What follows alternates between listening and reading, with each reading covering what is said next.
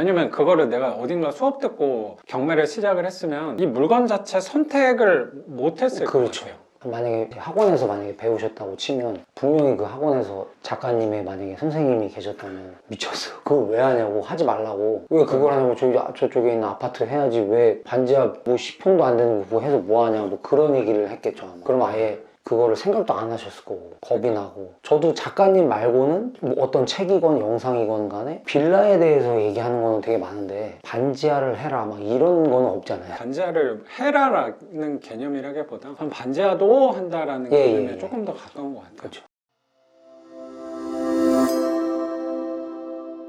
뭐 저뿐만 아니라 작가님께 배우신 분들이 대부분 경매에 관한 것들이나 작가님께 여쭤보고 싶고 궁금한 것들이 되게 많을 거잖아요 사실, 저를 포함해서. 그럴 수도 있죠. 예.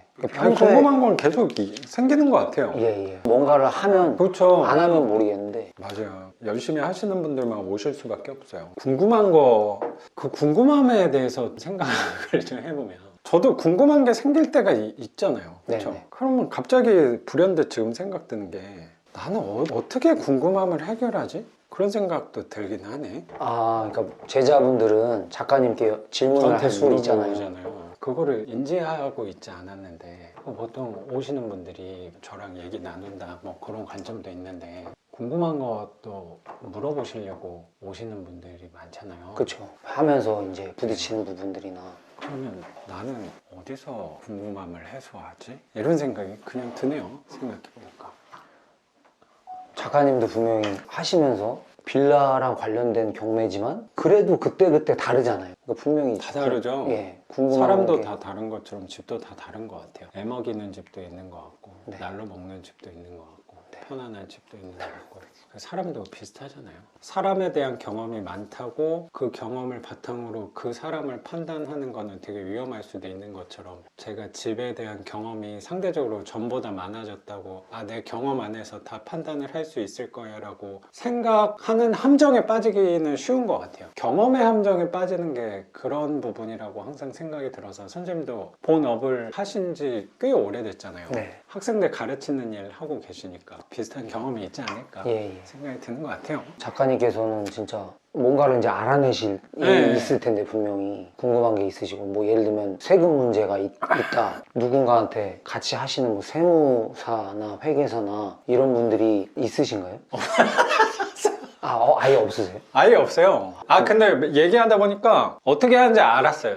제가 스스로 해결을 하는지. 세무 관련된 걸요? 구체적으로 예를 들어서 뭐 세무 관련된 거를 물어보신 거잖아요. 저는 세무 쪽도 뭐 비슷한 것 같은데 경매하다 보면은 잘 모르는 것들에 대해서 궁금할 때 되게 많잖아요. 네. 누구한테 물어본다기보다 저는 갖고 있는 거 안에서 일단 하는 것 같아요. 구체적으로 세금도 일단 내가 해요. 이게 맞는지 틀리는지 모르는데 그런 정보에 대해서는 어느 정도 찾아볼 수 있잖아요. 인터넷 찾아보면서 일단 이거 여기 나온 대로 해보시는 말씀이네요. 해보고 거기 뭐 판단하는 기관에서 뭐 연락이 오면은 그때 혹시라도 가산세를 내든 수정을 하든 과태료를 내든 리스크가 있을 수도 있는데 네. 그거를 내고 배우려고 하는 것 같아요. 이거를 내가 누구한테 맡겨서 위임을 하게 되면 편할 수는 있는데 배울 수 있는 부분은 줄어들 수 있다고 생각도 드는 것 같아요. 네. 그래서 저는 요새 어떻게 배우려고 노력을 하냐면 그건 수업하고부터는 그런 태도로 삶을 살아왔다고 생각이 좀 드는데 어디 가가지고 수업료를 내가지고 이 사람한테 배우는 행동은 잘 안 해요.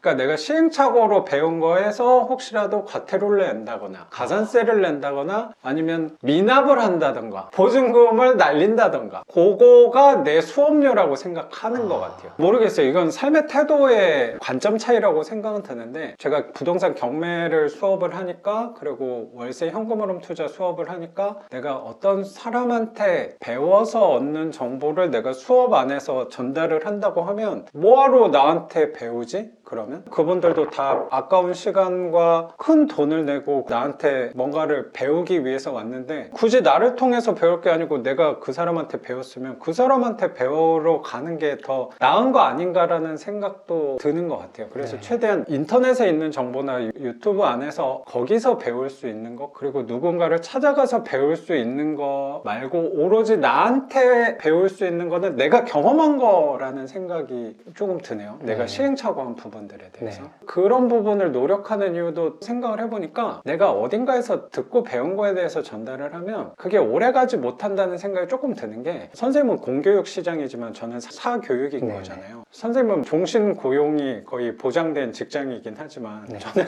그렇지 않잖아요. 네. 그러니까 경쟁자들이 엄청 많잖아요. 네. 그러면 내 거를 따라하기가 되게 쉽더라고요. 예를 들어 권리분석 같아서는 그렇게 특색이 있을 수는 없잖아요. 다 똑같이 배우는 거니까. 근데 권리분석만 수업 안에서 하고 있었으면 나의 무기와 경쟁력 그리고 교육생들이 나를 찾아올 이유 자체가 많이 사라지게 되지 않을까 싶고 그 부분들을 따라할 수 있는 사람들이 많다면 그게 과연 내 거인가에 대해서 생각하게 된 것 같아요. 누구나 따라할 수 있는 거는 내 게 아니지 않을까? 라는 생각을 이거는 수업을 한 5년, 6년 정도 했을 때쯤에 이건 뭐 조심스러운 얘기긴 한데 제 수업을 들으신 분들도 이게 수업을 하시는 분들이 한두 분씩 생기기 시작한 것 같고 뭐 저보다 더 유명해지신 분들도 생기니까 제 안에서는 굉장히 축하도 해주는 부분도 있는데 한편으로는 위기의식도 경험을 하게 되는 것 같아요. 막연하게 내 입장에서 잘했다, 축하한다, 응원 100%를 전달하기가 되게 저도 사람이니까 조심스러운 부분도 생기는 것 같아요. 그래서 저는 나만 할 수 있는 거는 뭘까? 나의 무기는 무엇일까에 대해서 고민을 수업에 관해서도 그렇고 투자에 관해서도 고민을 많이 하는 것 같아요. 그래서 그 전문가라는 사람들한테 잘 묻지는 않는 것 같아요. 차라리 부딪힌다로 선택을 하는 것 같네요. 선생님하고 얘기하다 보니까. 처음 반지하로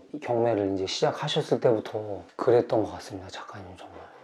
그랬으니까 했을 것 같아요. 왜냐면 그거를 내가 어딘가 수업 듣고 경매를 시작을 했으면 이 물건 자체 선택을 못 했을 것 같아요.